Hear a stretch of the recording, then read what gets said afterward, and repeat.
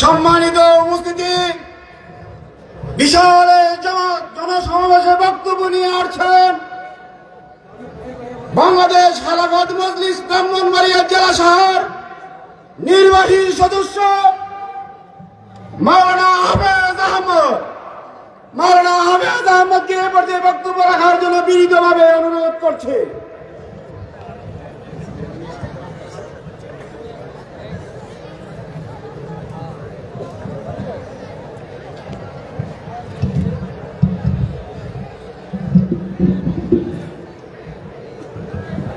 আসসালামু আলাইকুম ওয়া রাহমাতুল্লাহি ওয়া বারাকাতুহু।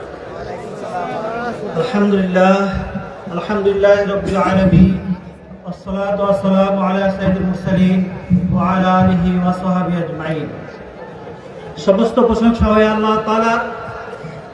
আজকের 11 দলীয় মহাসমাবেশে আল্লাহ তাআলা আমাকে আসার তৌফিক দান করছেন, এজন্য শুকরিয়া আদায় করি আলহামদুলিল্লাহ। আজকের মহাসমাবেশের শ্রদ্ধেয়ভাজন সভাপতি, আজকের মহাসমাবেশের জামাতে ইসলামের সম্মানিত সেক্রেটারি জনাব গোলাম পারওয়ার সাহেব, আমি শুরুতেই আমার পরিচয় দিয়ে আমি কিছু কথা বলতে চাই।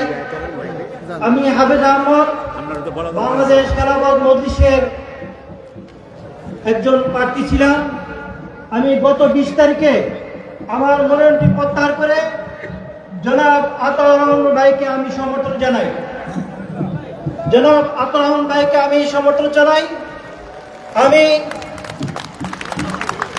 কসবা আখড়ার মধ্যে জনাব আতাউর রহমান ভাই আর আমি বাংলাদেশ খেলাফত মজলিসের পক্ষ থেকে 2 জন প্রার্থী ছিলাম।